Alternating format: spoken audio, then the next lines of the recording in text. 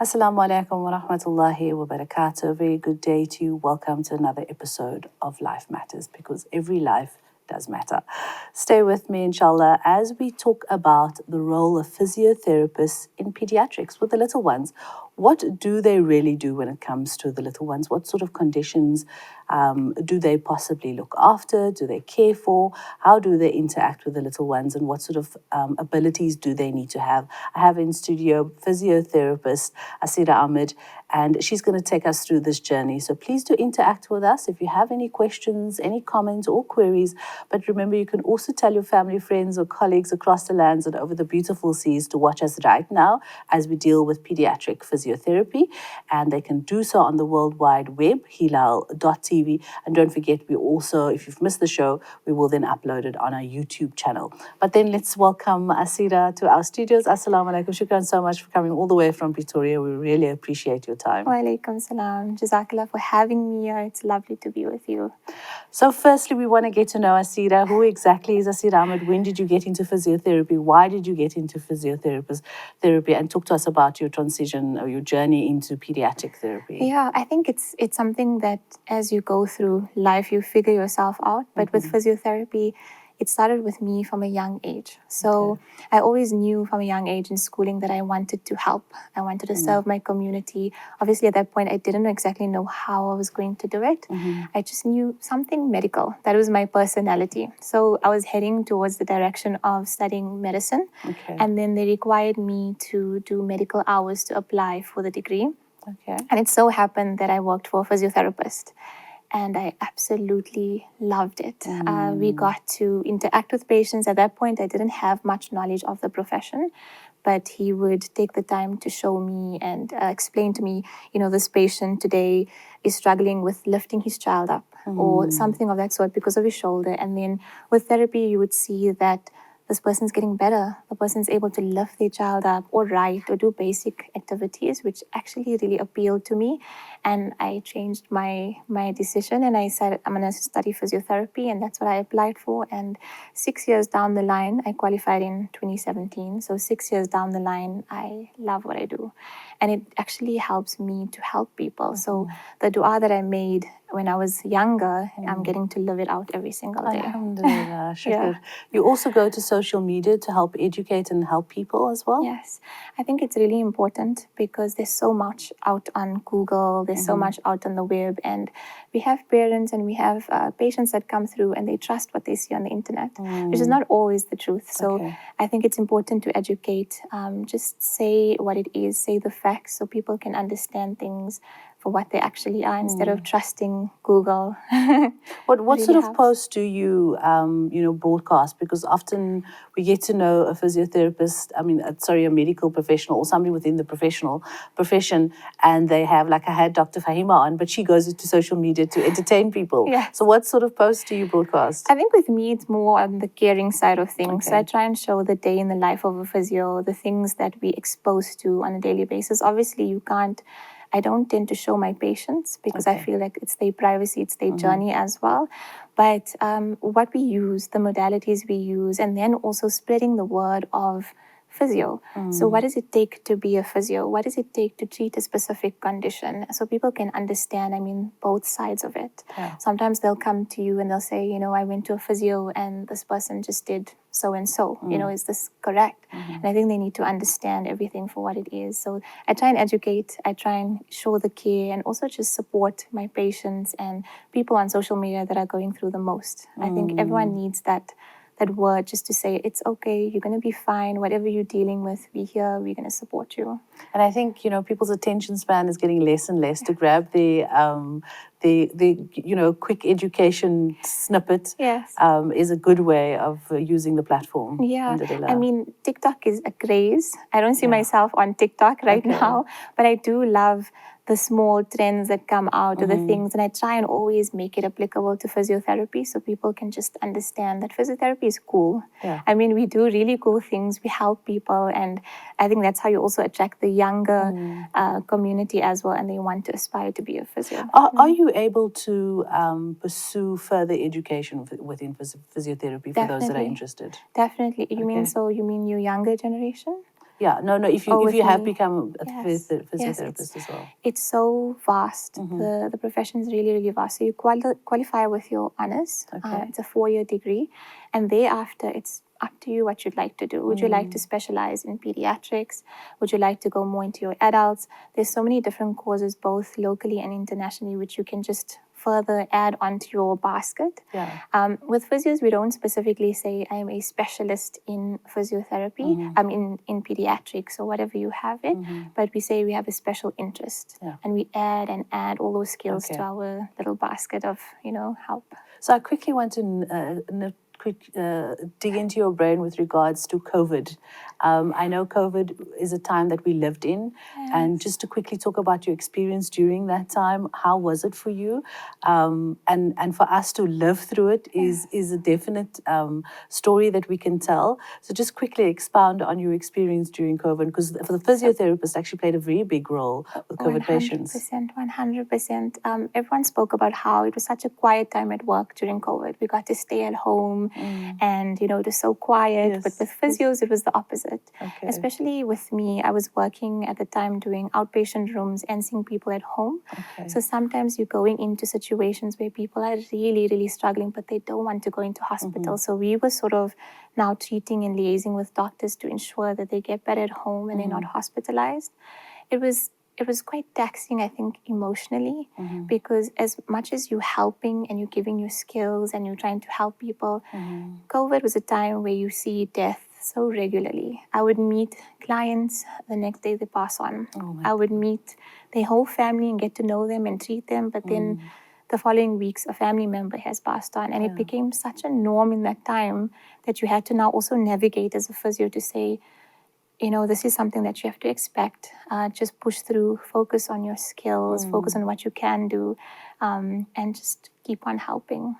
Thank you so much for sharing that. Yeah. Wherever I get a medical professional, because literally they were our heroes. Yeah, they really were. Heroes don't always come in capes, but you guys did with your masks and your outfits and your hazmat suits.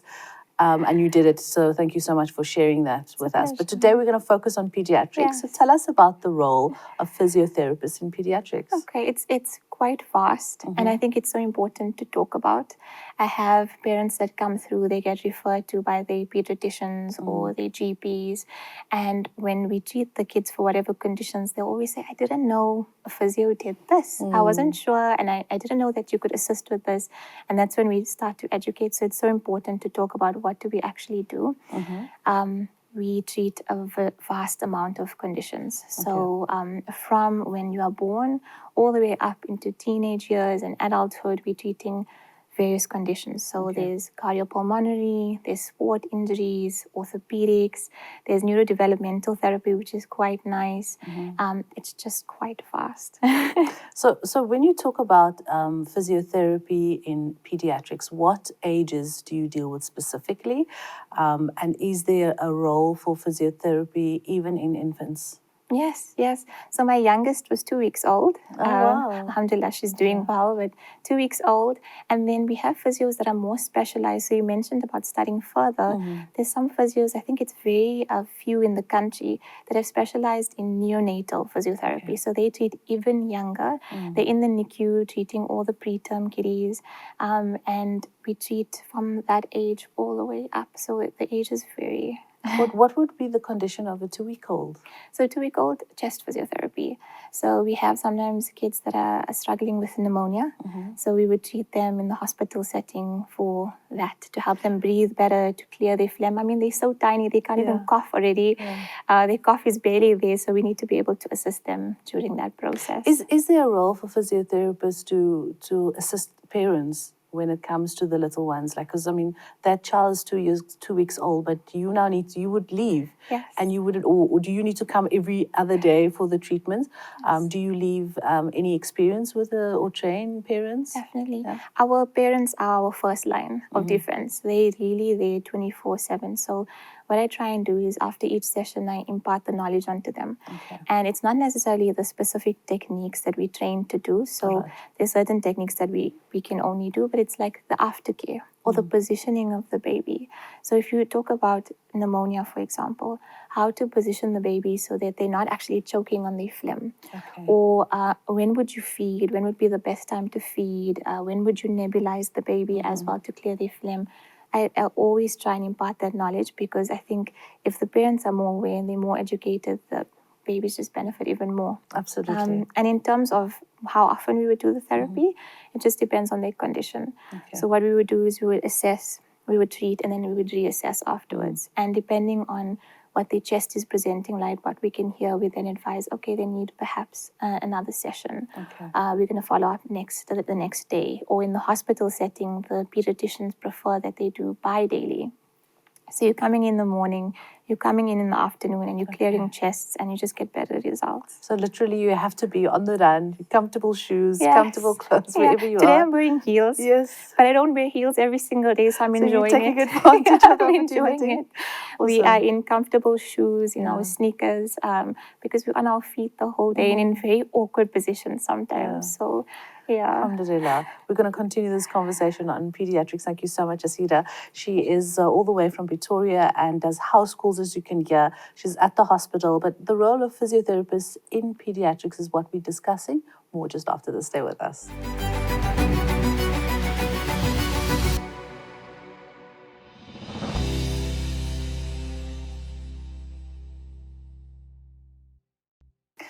Welcome back. Assalamu alaikum. Another edition of How We Talk to You, where life matters. Stay with me in studio. I have the pleasure to announce Asida. She's a physiotherapist, but specifically, they of course treat many conditions, as we said earlier in the first segment. But we're talking specifically about the role of physiotherapist in pediatrics with the little ones. Yes, she mentioned just 2 weeks old was her first patient. Let's continue this conversation. So Asida, you spoke earlier about breathing, chest complications. What role and what exactly do you do? Because you say, you work with the patients, you do these things, and alhamdulillah, you sent us some lovely videos. Hopefully we can put that up as well. But let's talk about the role of physiotherapists when they are specifically treating chest conditions or complications with breathing. Okay, so it's like our kiddies that are struggling with pneumonia. So we treat them, or your viral infections. Some kids present with sinusitis. And then it goes into the more complex conditions like kiddies with heart defects. Okay. So what we essentially trying to do, so for example, with the heart defect kiddies, so the kids that are needing to grow a little bit more before they receive the operation to repair their heart for whatever's going on, we try and improve their breathing. So we clear the phlegm that they're struggling with. We get them to take bigger breaths. Most of the time, those kiddies are on assisted oxygen via either a trachea or via their nose. So we just help them to breathe better. So we'll do various positions. We place them in positions while they play to get better breathing. Or, for example, we do simple techniques to loosen up the phlegm that they're struggling with in their chest. Likewise with our pneumonia kids. So they're the ones that have that phlegm that are in the lungs. So we use gentle techniques, and the pediatricians will always say when they refer gentle physio, because when you compare chest physio for a baby or a toddler compared to an adult, it's very different. I can see your temperament is very soft and gentle. Yeah. So. And you have to be. I mean, their bodies are so small as it is.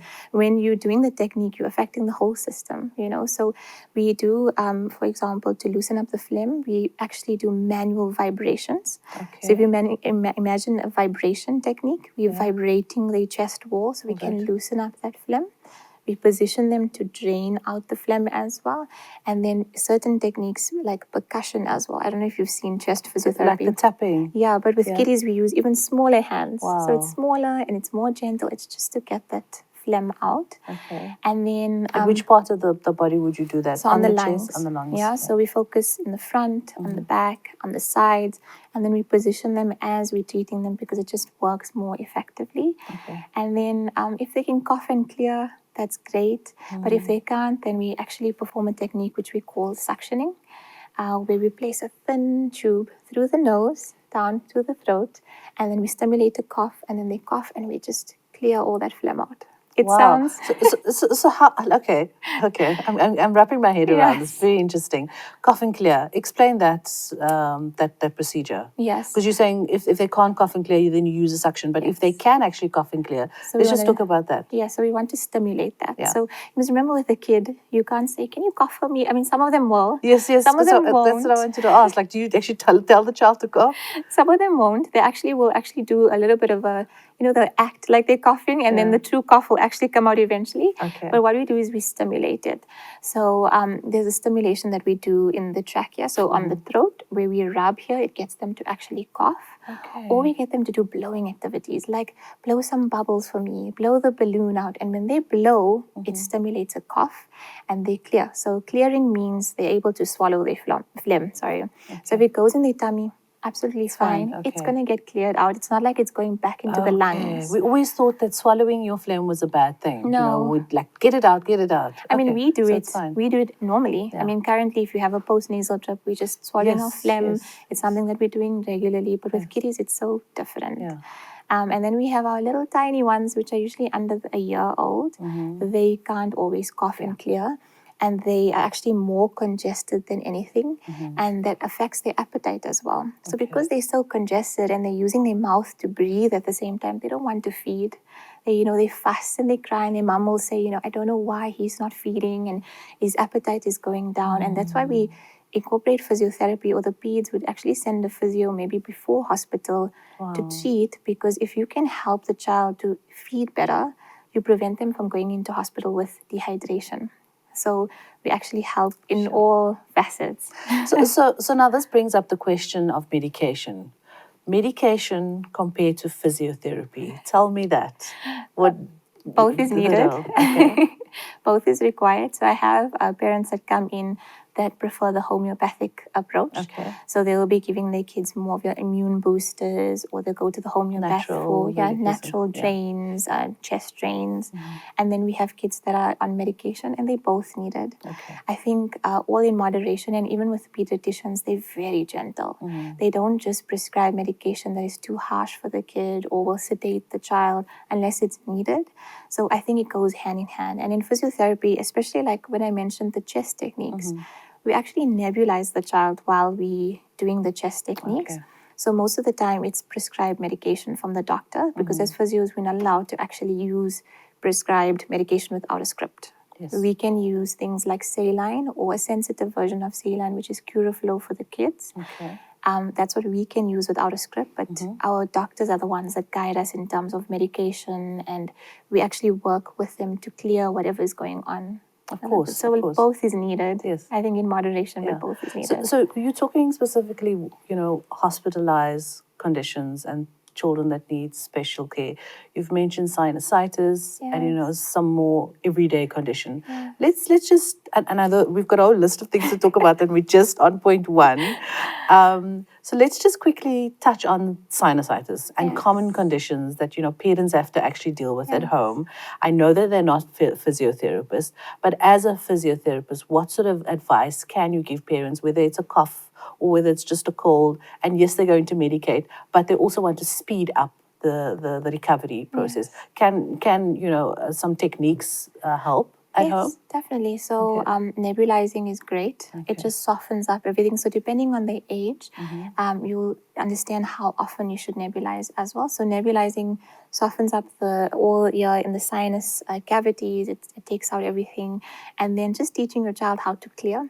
So when they're babies, they can't clear by themselves. Yes. So what I teach the parents is how to clear. So nowadays you have a whole variety of things that are on the market. I think you know about nose freeders, which is you manually are sucking out the... Yes, all the little pump thing. Yes, or you're manually pulling.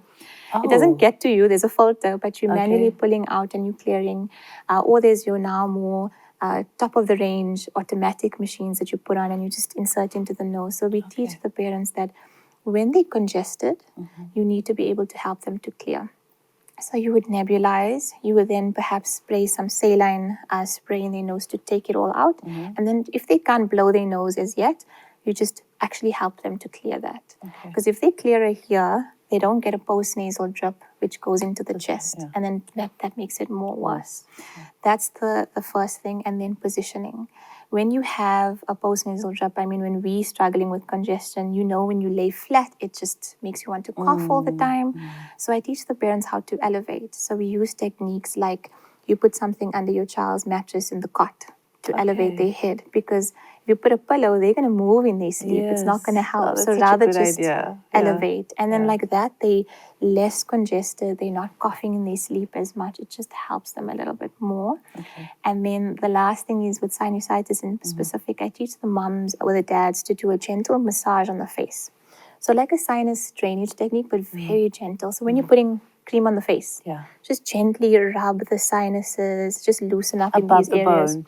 So here, On the bone so area. in the soft area over here just under is the where our bone. sinuses is sitting. So we massage very gently, or here in the forehead as well.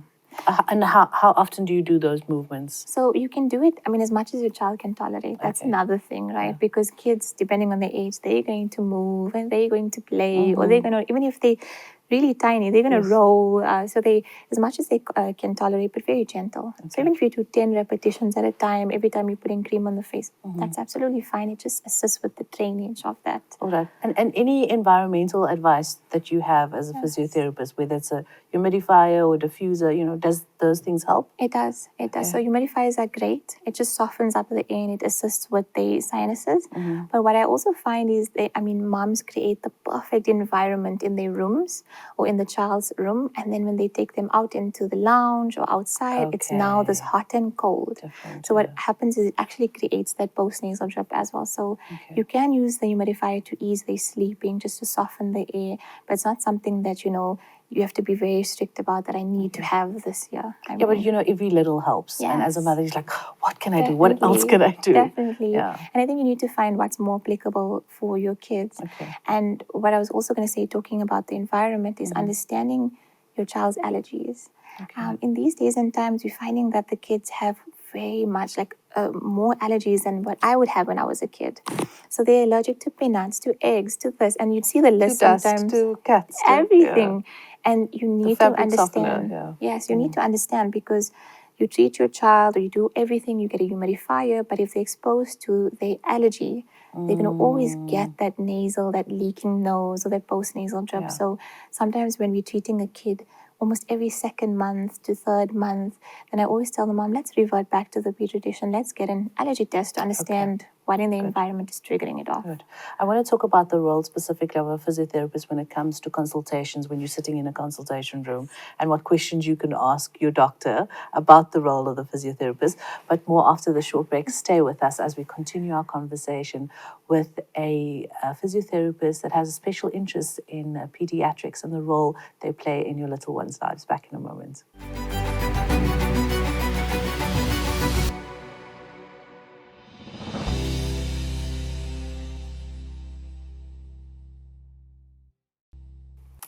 Welcome back. A very good day to you. Hope you are well and relaxed and just chilling. And if you're not, you keep the TV on in the background and listen in as we continue our conversation with a physiotherapist who has special interest in pediatrics and dealing with the little ones, and some great advice she's giving us for at home when we do have a problem with our babies, her youngest patients being 2 weeks old. So yes, the role of physiotherapists in pediatrics is definitely there, and they were one of our heroes during the COVID time, the pandemic, which we literally feel didn't even happen, but happened when we were chilling and being at home.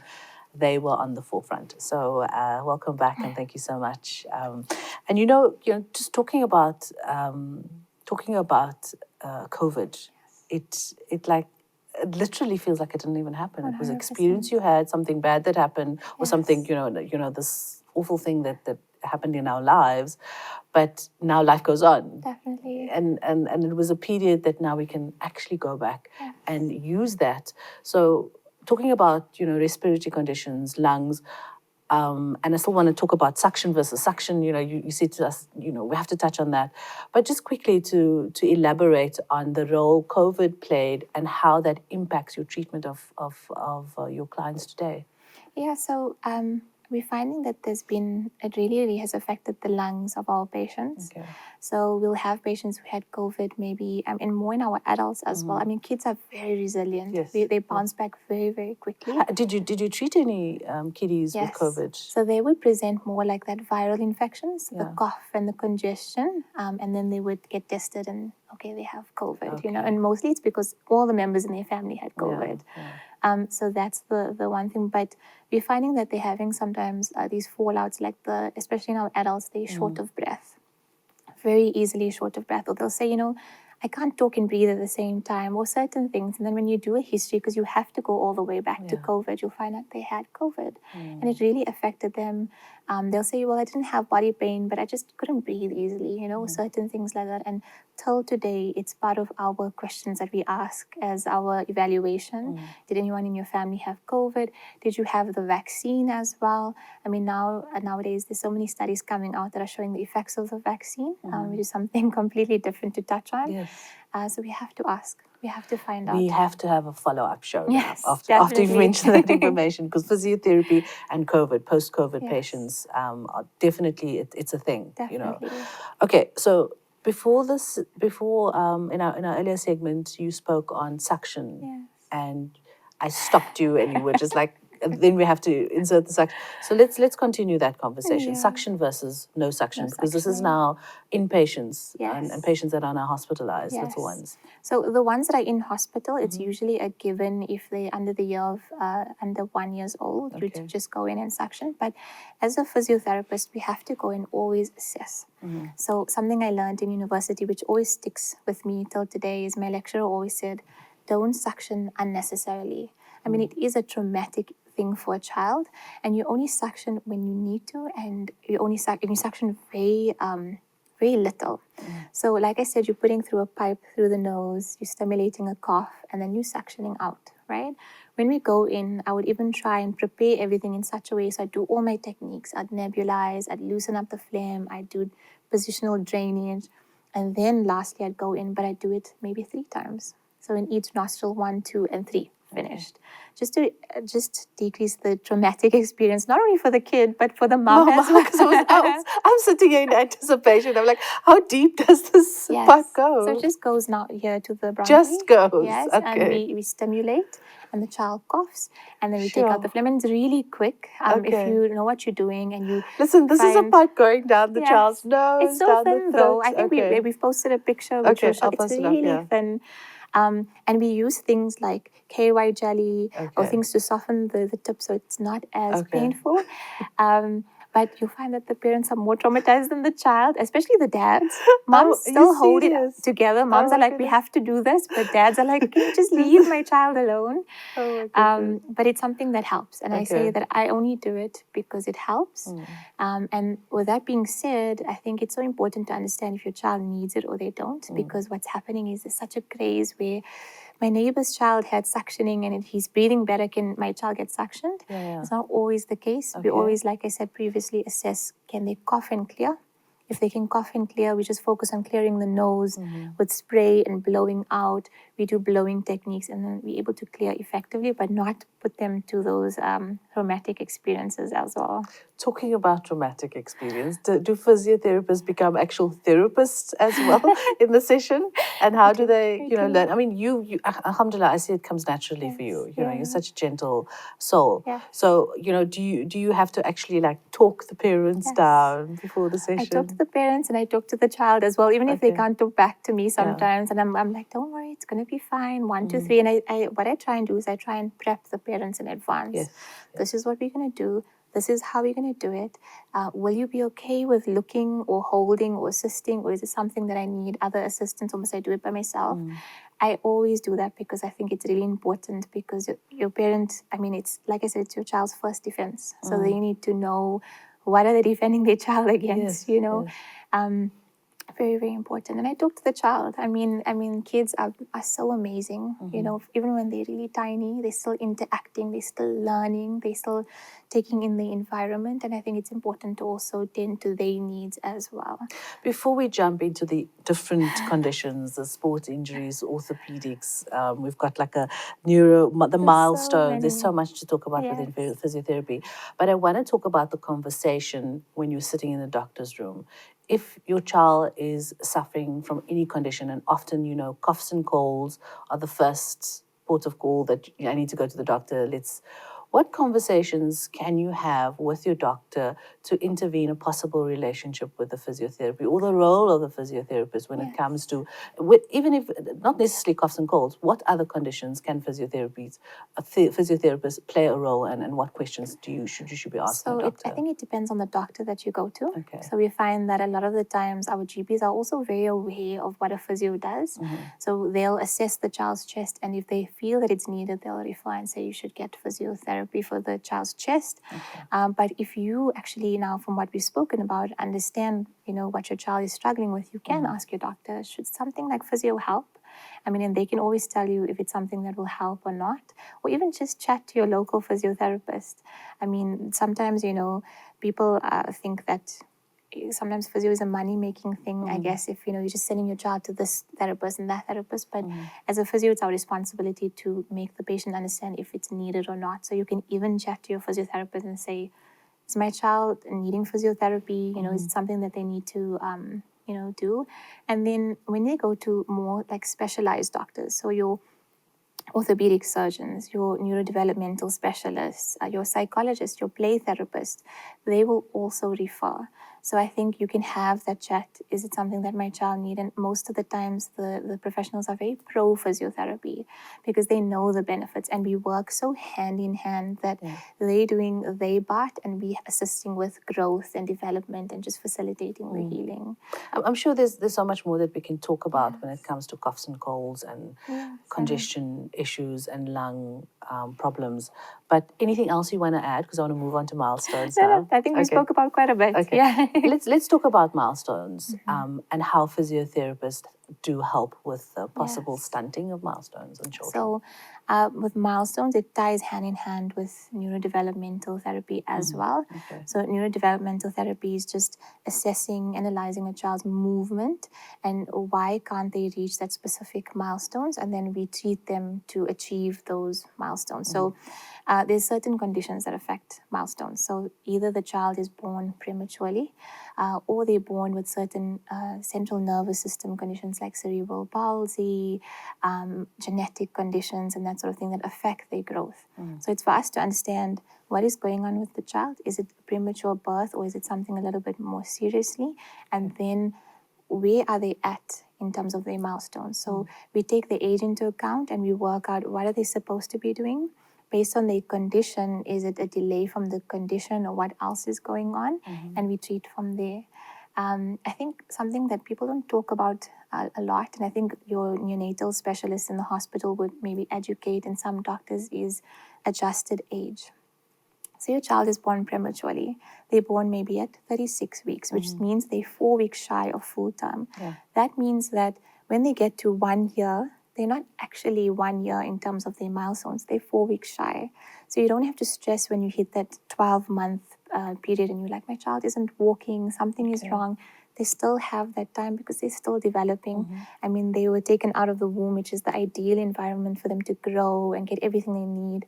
And now they had to now get this in, in the real world. Talking about premature, I want to just, because this just popped in my head, and I saw recently about the Premature Day, which is now the 17th of November, and they had all these posts up of the Palestinian babies in the hospitals that were taken off the machines, no electricity, no water. So let us also just spare thought to those prem babies who didn't get a chance to live their life or to get the necessary help from a physiotherapist or the doctor or the hospital. And we need to take a break quickly. Before we end up in tears, it's something that affects us all. We are still talking about it, Palestine and those that have been affected, that has been affected and still being affected. Physiotherapy is now a luxury for them. But we have it here. We have the specialist in studio with us, and hopefully she can help us remedy some of the problems and complications that parents can use at home. I recently spoke to Dr. Mads Gilbert, and a Norwegian physician who specializes in emergency healthcare, teaches lay people how to deal with emergency situations. So hopefully our physiotherapists can help us with that as well. If you do have any questions, comments, please do interact with us. We love how you guide us through the show. So send through your questions, physiotherapy questions in pediatrics, and any physiotherapy questions, in fact, because then we can do a follow-up show as well with our physiotherapist, Asira Ahmed, in studio with us. Stay with us our last few minutes as we wrap up the show just after this. Don't go anywhere.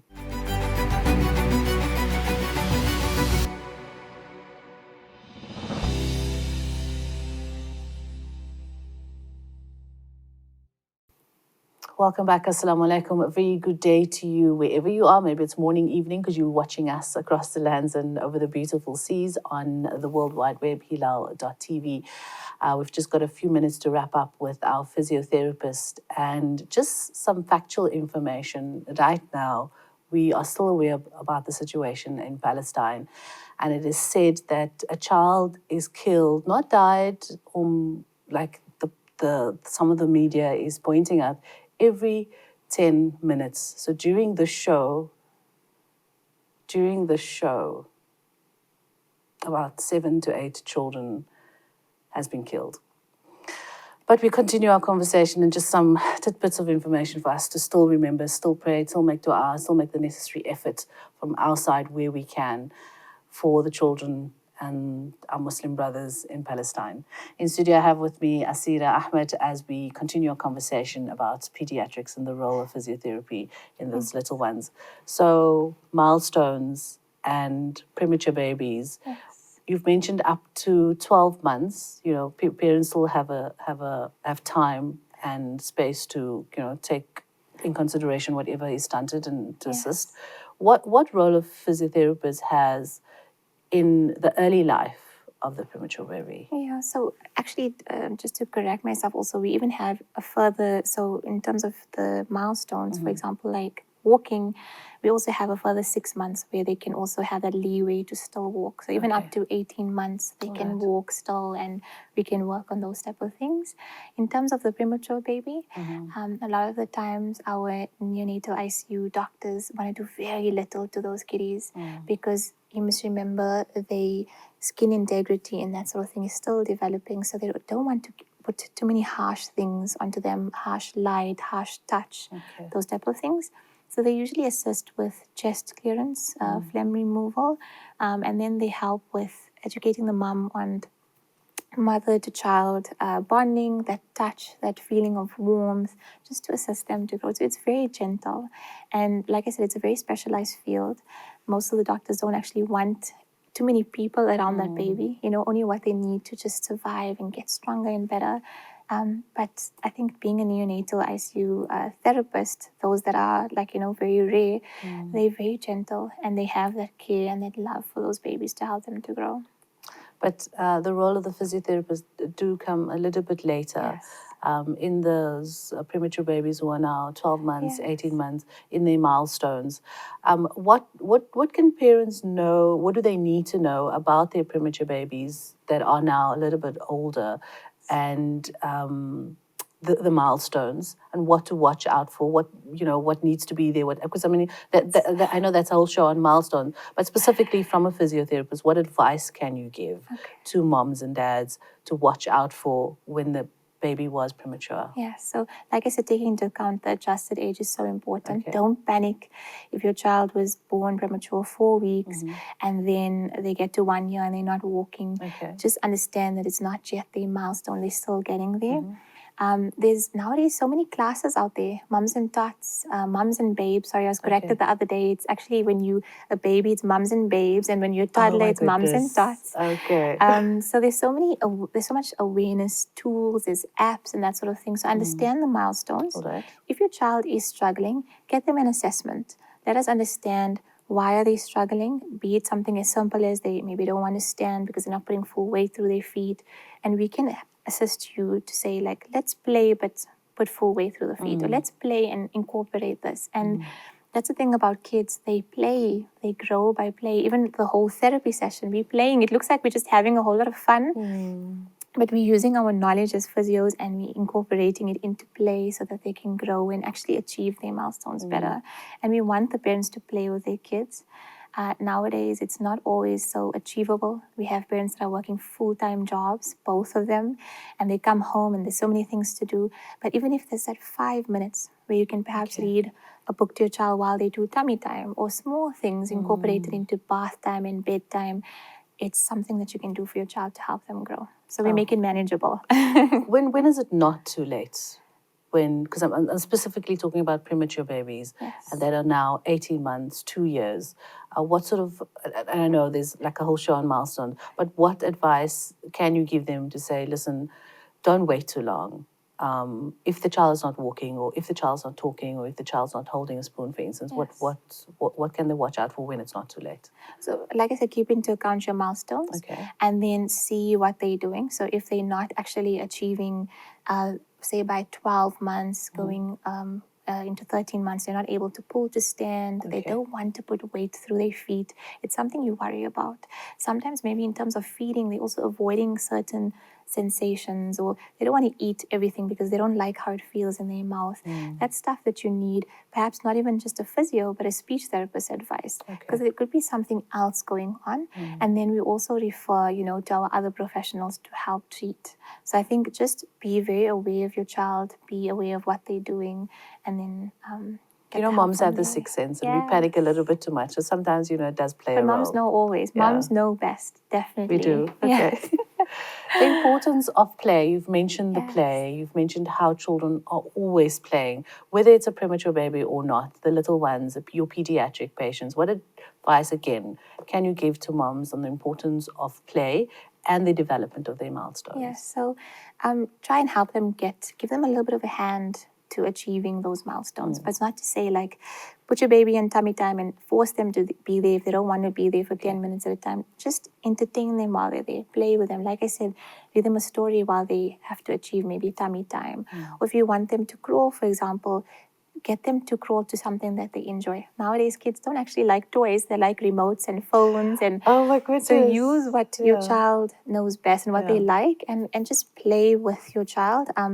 Physios also and occupational therapists give helpful tips. So we'll say like, we want the child they're sitting, but we want them to get to standing, and we show them how to do that. And then you as a mom or a dad can actually just practice that while you play with them. Encourage them to take things from the top to the bottom, those type of things to strengthen them.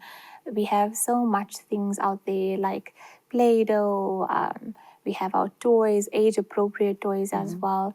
You can use it all at your disposal. And I think, like you said, so many resources available, but possibly things at home that you can use as well, because these educational stuff can be quite expensive, but they're really good. And if you're going to have many kids, alhamdulillah, you can just store them and they're good quality. But let's talk about what you can use at home. I mean, you spoke about the tummy time.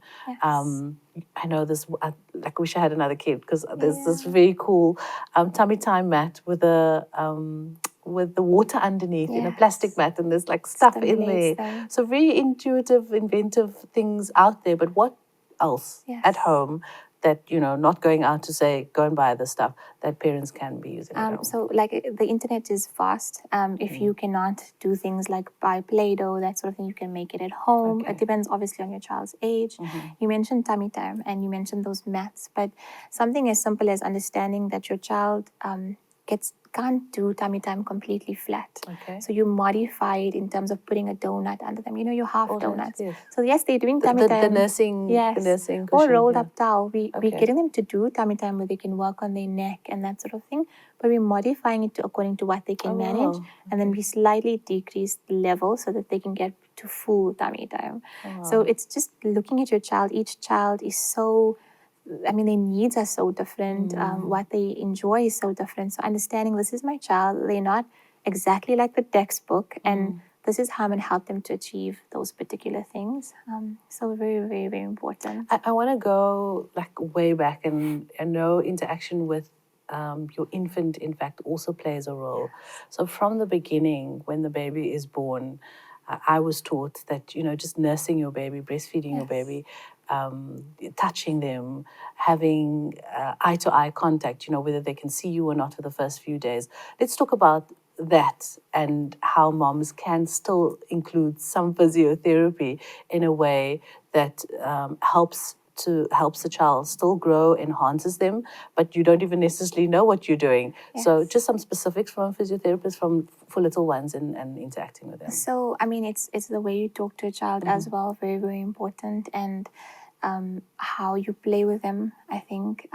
So, for example, like if now you're saying you're nursing with them, you're talking to them, perhaps even when you putting them down, when you actually getting them to bath as well, you put them in tummy time a little bit, you get dad to come there in front and say, hi, how are you? Like, or get them just to use their head, simple things like that that you can use, but you're also bonding as a unit. And as much as you want to look at the physical aspect of growth, I think it's so important to understand that the child emotionally needs to grow, and it comes from that trust between that unit, between the mom or the dad or both.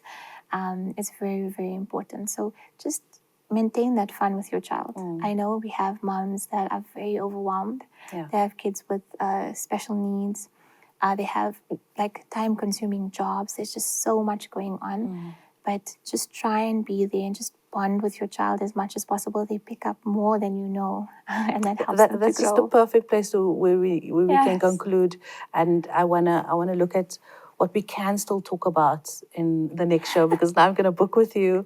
We have to have a part 2, possibly 3 or 4. Oh my goodness. Because this I mean, lot. just coming out, we did less than half of what we It's a were lot, chatting about. yeah. So just to conclude, role of physiotherapists in pediatrics with your little ones, your last words, Asira. Yeah, just want to give them the love that they need, the care that they need, and just raise the awareness in terms of what's appropriate for the child and what's not appropriate.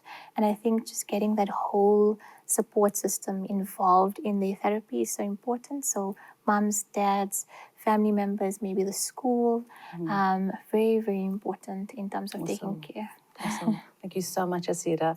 Definitely will see you Yes, soon. definitely. So it is a part 2, and Inshallah. have a safe drive back home. And shukran again for coming in to do Jazakallah the so show. much. It was lovely. Assalamu alaikum. Walaikum salam. That was Asira Ahmed, a physiotherapist who has special interest in pediatrics, dealing with the little ones. And as I said, there's so much more to talk about. So please, you have to send your questions and any comments to the show with regards to physiotherapy, so we can have a follow-up and have some more interaction with you as well. But from myself, S01, for Life Matters, because every life does matter. For now, wassalamu alaikum and goodbye.